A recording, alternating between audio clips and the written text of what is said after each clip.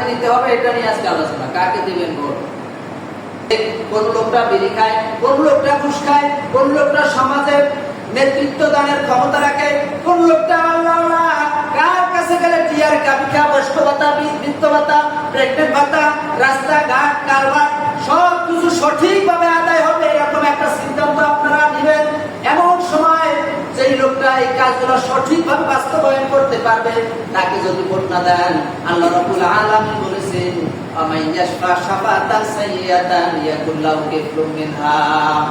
আপনার ভোটের কারণে, আপনার পরামর্শের কারণে, আপনার দাওয়াতি কাজের কারণে, আপনার লিফলেট বিতরণের কারণে যেই লোকটা নির্বাচিত হবে ওই লোকটা যদি আপনার ঘুষ খায়, ওই লোকটা যদি কাবিকে খায়, ওই লোকটা যদি টিয়ার খায়, ওই লোকটা যদি এলাকা থেকে টিয়াবলের টাকা নিয়ে খায়, ওই লোকটা যদি সালিশি করার সময় ঘুষ খায়, মনে রাখবেন যাকে আপনি নির্বাচিত করবেন কথাটার অর্থ হলো আপনার ওয়ারিশ হিস্সা অনুসারে আপনার আমলনামায় ওই সমস্ত খারাপ কাজ করার একটা বদ কাজ, একটা পাপ আপনার আমলনামায় চলে যাবে। বলেন নাউযুবিল্লাহ। আর আপনার ভোটের কারণে সৎ যোগ্যতা সম্পন্ন যদি একটা লোক নির্বাচিত হতে পারে, আল্লাহ রাব্বুল আলামিন বলেছেন আপনার সুপারিশের কারণে যদি কোনো ব্যক্তি একটা ভালো ব্যক্তি সম্মানের জায়গায় যায়, আপনার পরামর্শের কারণে যেই লোকটা সেখানে বসবে, যেই লোকটা সুষ্ঠু বিচার করবে, যেই লোকটা সঠিক বিচার করবে, সঠিক বিচার কারণে আল্লাহ রাব্বুল আলামিন তার আমলনামায় একটা সওয়াব দিবেন। কথা দিবেন না?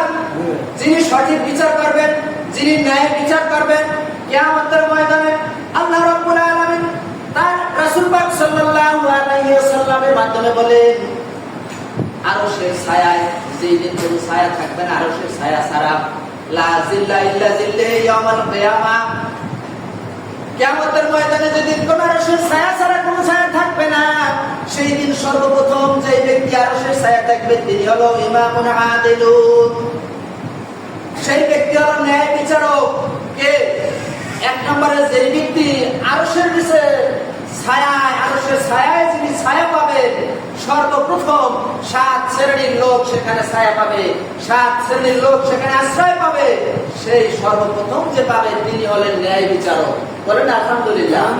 এরকম একটা ন্যায় বিচারক লোক যদি আপনার ভোটের কারণে হয়, আপনার সুপারিশের কারণে হয়, আপনার দাওয়াতি কাজের কারণে যদি এরকম একটা সৎ নির্ভরযোগ্য একজন ব্যক্তিকে আপনি আপনার ওই আসনে আসীন করতে পারেন, ওই লোকটা যতগুলো বিচার কার্য করবে, যতগুলো সামাজিক কাজ করবে, যতগুলো রাষ্ট্রীয় কাজ করবে, যত কাজ এই ক্ষমতার কারণে করবে, সমস্ত কাজের যে ভালো ফলাফলগুলো একটা আপনার এবং আমার আমলনামায় ওয়ারিশ হিসাবে চলে যাবে। সুবহানাল্লাহ।